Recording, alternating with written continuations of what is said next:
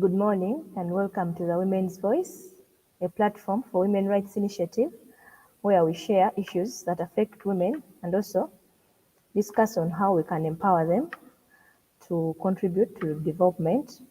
My name is Annette Nyonyintono and I'm going to be moderating today's discussion. We have a guest for today's conversation. Rebecca, please welcome to the show. I would let you introduce yourself and tell us about the work you do before we go into our conversation.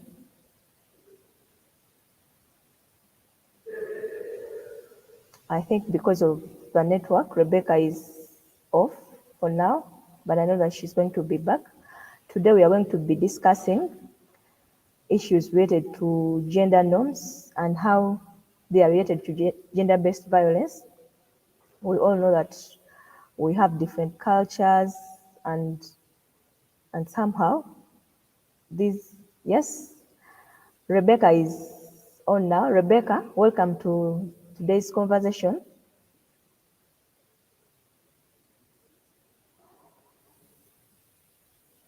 Please introduce yourself and tell us about your work.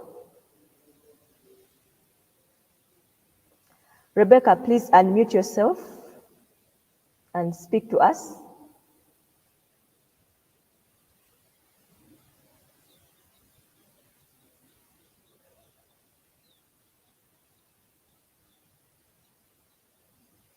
I can't seem to get hold of her. I don't know if it's the network or...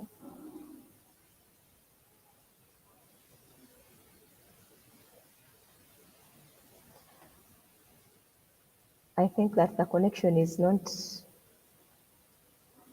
in our favor today, but I was saying that our topic today is about gender norms and how they are related to GBV, and we'll be discussing more to understand what are gender norms and how are they contributing to gender-based violence and how we can probably work to unlearn these behaviors because most of them are just learned. They can be changed, and who is really responsible to ensuring that the gender norms and cultural norms do not affect human beings, but especially women, to see that they can thrive in whatever they do, to also see how we can together work around to... I think our guest is on again. Please unmute yourself, Rebecca.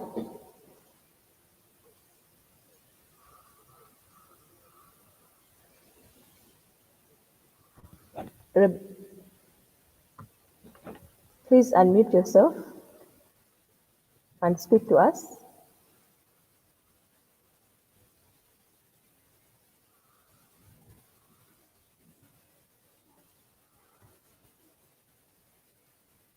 She's trying to work on her connection.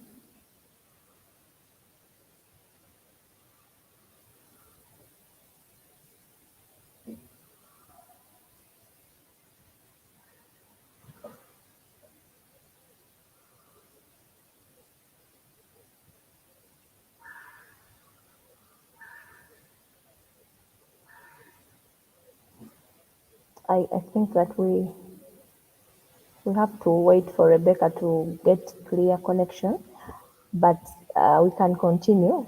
I was sharing that GBV is a really an issue, a global issue, and we are continuing to look at different factors that contribute or lead to the continuation of GBV in our families, in our communities.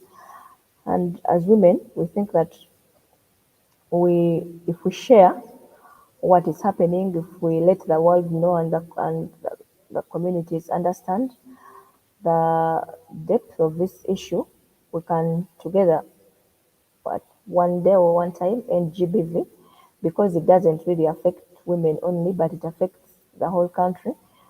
We learned that almost billions of monies are spent on ending and responding to GBV in Uganda, and yet this issue can end. We can work together to see that we live in societies free from violence. And today, those that have just joined this conversation, we are going to be speaking about gender norms and how they are related to GBV, and how we can we can end or restrict gender norms not to affect women and girls, because those are the vulnerable groups. We know that at some point even men are affected, but the reason why we really focus on women, because we know that it's a weaker sex, and at in most cases they have a few resources to really go out of abusive relationships, to really independently continue their lives or start afresh. And so we want to see communities that are safe. We want to see homes that are peaceful. That is why we, on Women's Voice, we are committed to sharing this information. We are committed to learning with other people, sharing experiences, and also unlearning behaviors that contribute to ending GBV. And today we have a guest, Rebecca, but her internet is connection is still a problem, and we can't get hold of her. But I know that she's working to get online so that we can continue this discussion. However, I think that we can still continue learning and also sharing as we wait on her to get on. We are sharing on cultural beliefs and gender norms that sustain abuse among women and girls, and that disable them to live peaceful lives, to continue achieving or thriving in whatever they do. And we all know that, for example, in Uganda, we have more than 55 tribes, and each tribe or each society has its own beliefs, its own norms, and also a lot of things that they, with time, thought to be normal or taken to be normal, but which affect the lives of women and girls. And we want to share specifically on gender norms and how they they are perpetuated, and how they manifest, and what we can do to change, or what we can really uh, work, how we can work together with the communities, because it's we can't, you can't really do it alone, or I can't really do it alone, but it takes a community. It takes everyone to change, from your home, from your school, from your workplace, from your church, and wherever you serve, or wherever you are, to really change and begin afresh. It's not an issue that can go tomorrow, today, but we believe that when we focus on helping others heal, and also maintain peaceful communities, and, and, and behaviors that are positive, we can really end GBV.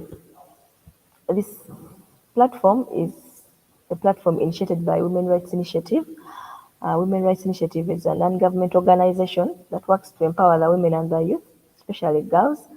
And we have four major areas that informs the programming of our daily activities. We we have a human rights program where we focus on creating awareness in communities, and but also we run a GBV shelter, women's shelter, that offers rehabilitation to survivors of GBV, women and children. And while at the shelter, we provide them with basic needs.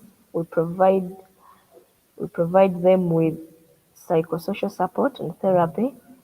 We also offer legal aid to survivors that may need to probably proceed to courts of law or to access justice.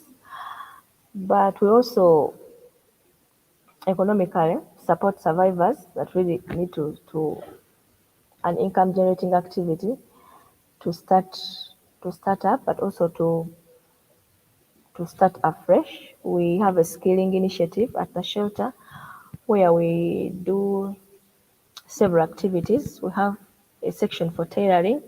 Survivors that show interest in tailoring are able to learn a few skills, and when they are ready to go out of the shelter, because it's not a permanent home, it's just a temporary housing facility. When they are ready to go out, we attach them to artisans near their villages or where they have decided to relocate or to restart their lives, and so that they can continue with skilling to be able to support their families, their children, and also uh, live a life that is independent. We also have a Hello. program. Hello. Yes, Rebecca. Welcome to this discussion. Rebecca has been off because of internet, but I think now she's on and she can hear me I can't clearly. seem to hear you.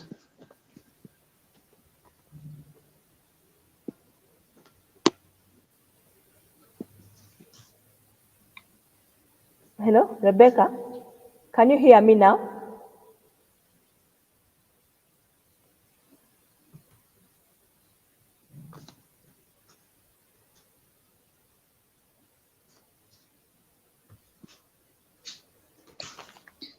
Hello.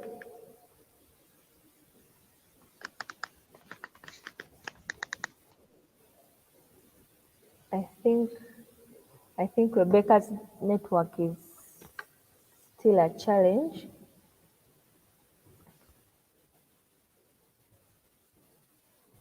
We will, I think, continue.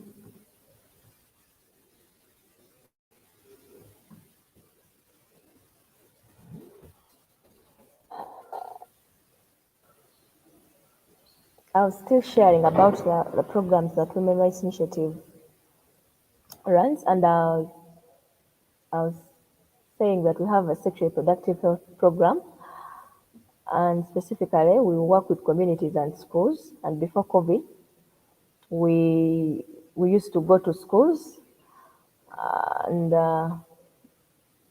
share information on how the girls can manage their menstruation.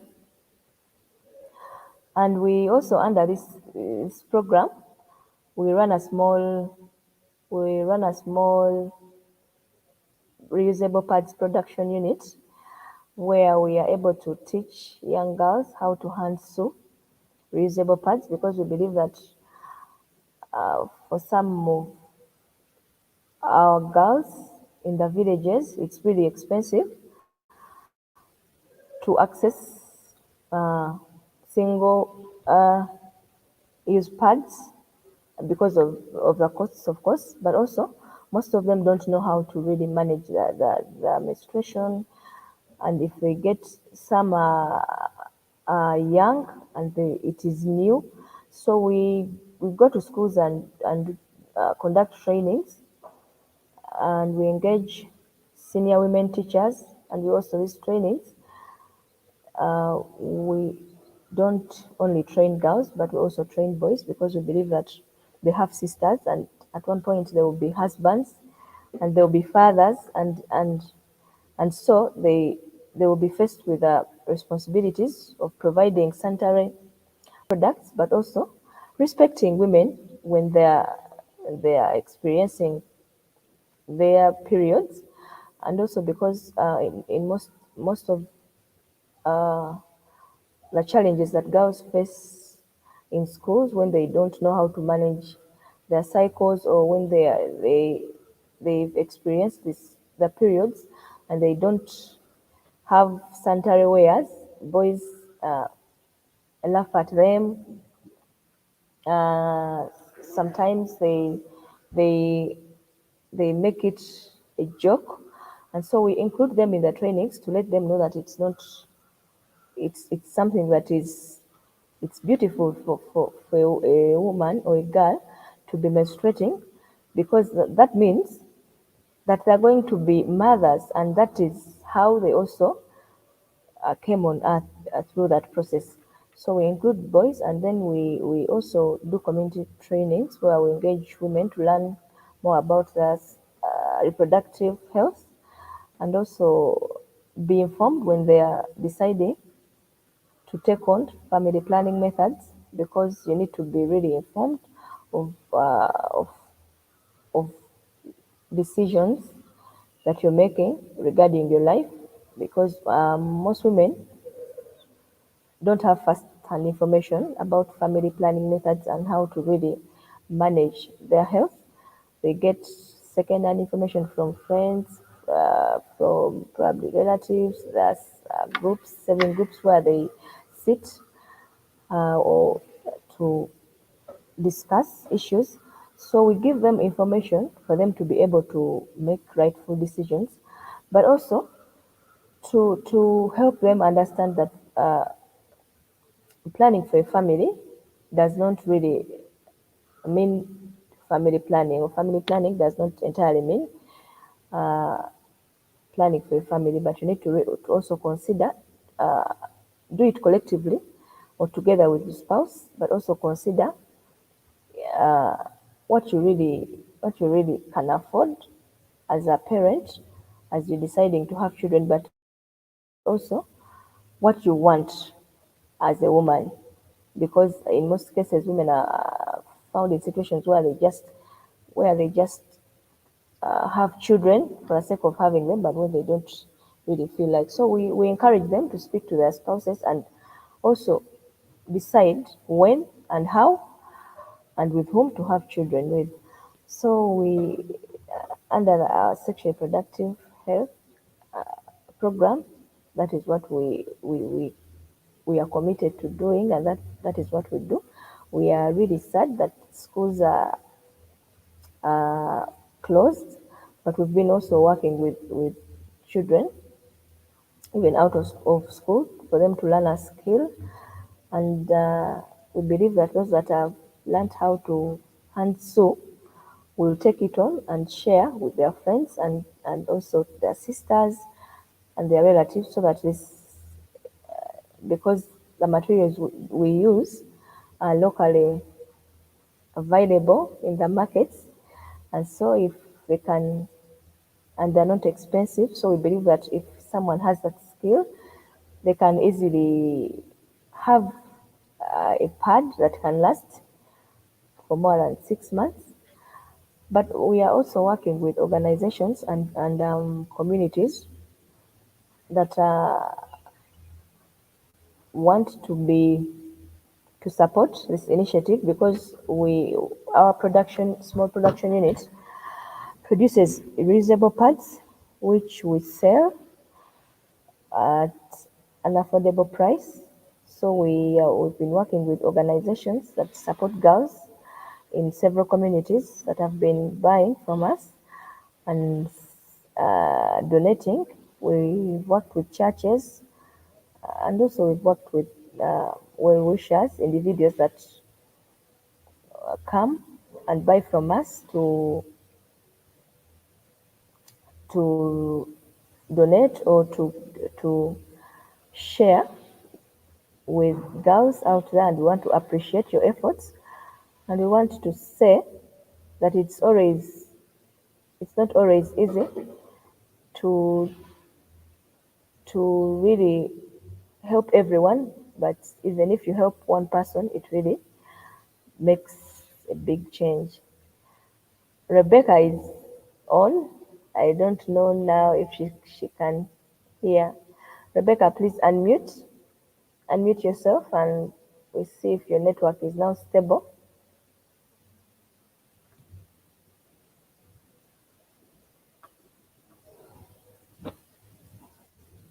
I think that she's still trying to get her connection back, but as she tries,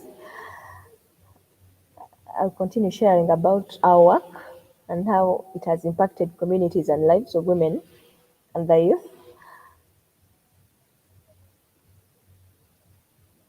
We have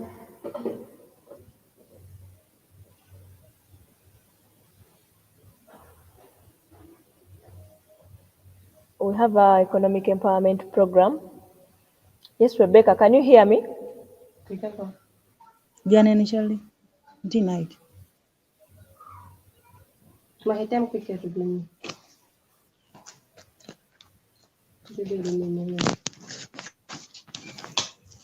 I think Rebecca is still trying to connect with us. We have our economic empowerment program, and under this program, we give trainings to women that are organized in their self-help groups for them to understand, because we believe that even at that level, if they are not sure of how to manage their groups, if they don't have a basic microcredit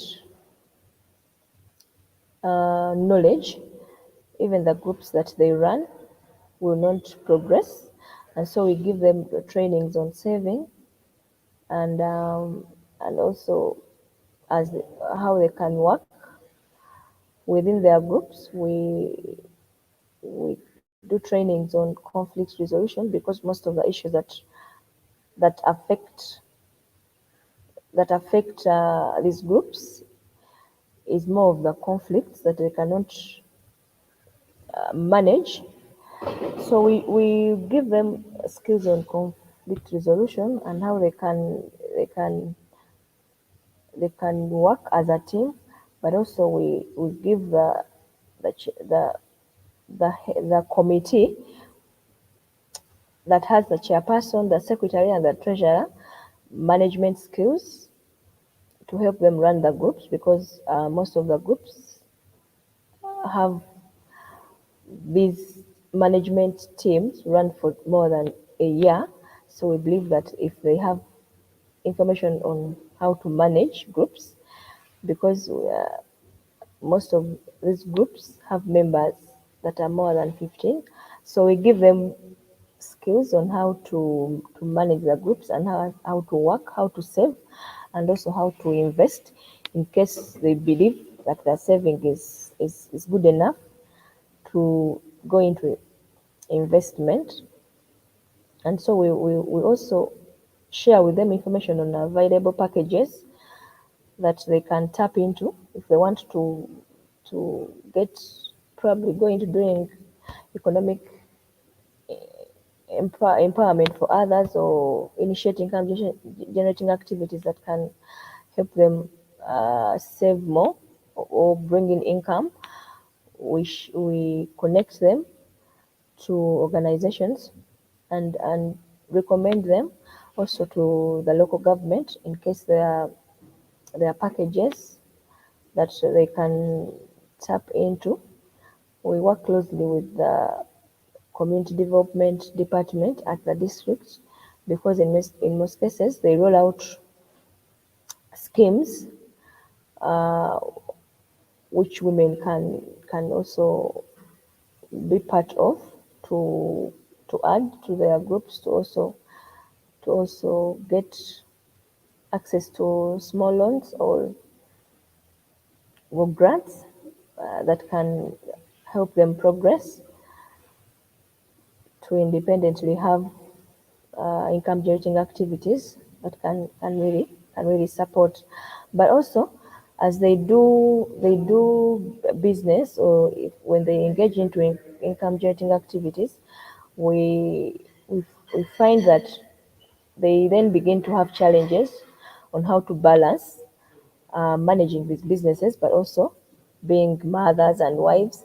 So we also give trainings on how to progress in your business, but also stay focused on taking care of the children and your spouse or your husband, managing your home, because it's really a big challenge for women that have not been working, and then they get access to monies, and then you know in most cases it's chaos with the spouses when they can't really balance, and then they can't really understand when they come back late, or when they have to go very early in the morning to get merchandise, to go to markets and get products, because most of these women are running small businesses of tomato selling and vegetable selling. So we try to share with them how they can harmonize, and so that as they're progressing, and as they are working and earning money, it doesn't really affect their families, because the purpose why we encourage them to be empowered is because we want them to contribute to their families and have a peaceful life, because we believe that uh, we believe that um, we believe that poverty is one of those ranking causes of GBV, and so we want everyone to participate. And if it's a family, we believe that if a woman is earning and the man is earning, and it's all brought on the table, it can be a big start for a family, especially to in cases where now it's challenging. Everything is prices are high. Life is really costly. So I believe that we want women to really contribute, because we believe in their potentials. We believe that they can really do something to change. And some are educated, and they can really uh, use the knowledge, and they can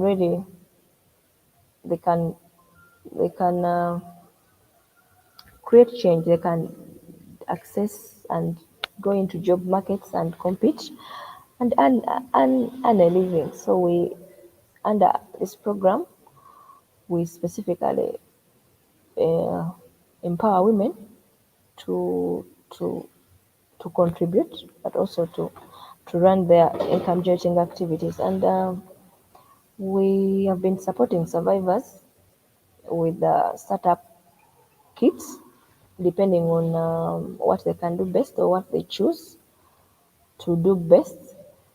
And we have seen that women have changed. Women are that those that are really decided to begin their new lives can really sustain their children, because in most cases, for reasons that I can't really know, or that I can't really say, men choose to abandon women and leave all the responsibilities to them.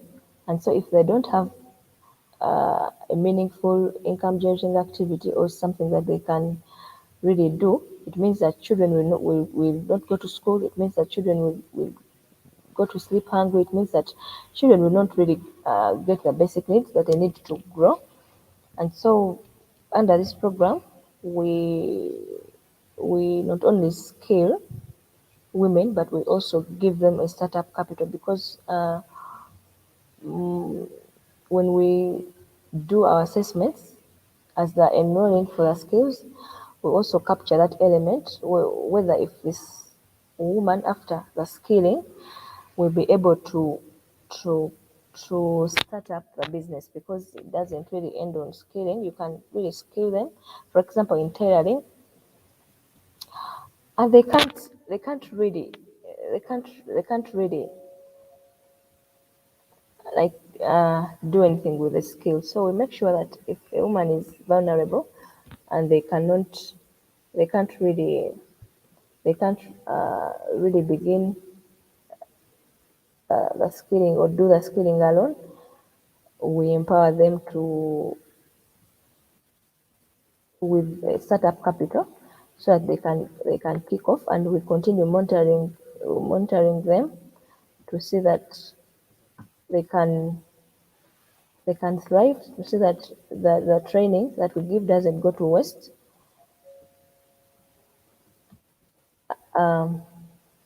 As we continue training them, as we continue sharing with them information on how to stay peaceful and heal, because most times women want to move on quickly, to move to relationships and of course continue, but we want them to understand that healing is important, and if when you face abuse, it takes time for you to heal, and it's a process.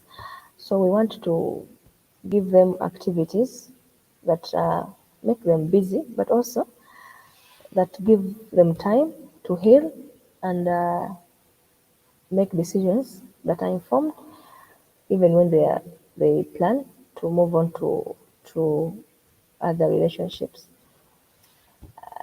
And we also we've been part of networks because we normally, as I'm sharing, you can notice that this work is enormous. We cannot really do it alone, and we work with partners that do several activities, because when we are rehabilitating survivors, it takes a lot. There are other partners that are part of this process and that refer to us cases. We work with the police because some survivors go directly to the police stations, and so we work with them. Our legal aid officer commits time to go to the police and meet survivors that can't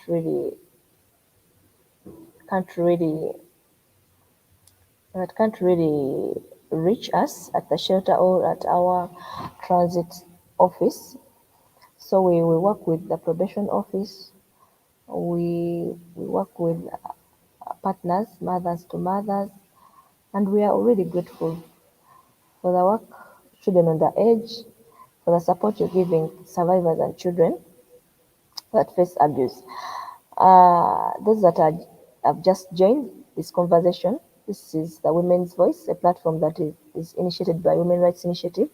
And today we were supposed to discuss the gender norms and how they are related to GBV. And we had a guest that has not been able to come through because of the network, I think. But I think that we are going to wrap up for today, and next week this discussion runs every week, and so next week I think we will have Rebecca again so that we can discuss and share on the gender norms and how we can change and how we can all peacefully live in communities so that we can develop, so that everyone can enjoy their rights. My name is Annette, and I was moderating today's discussion. I think that I cannot go beyond this point. Thank you, everyone that has been following, and thank you for choosing to spare time to follow, to learn, and also to unlearn, and to please share this with others, with friends and relatives, and we will see you next week. Thank you, and bye-bye.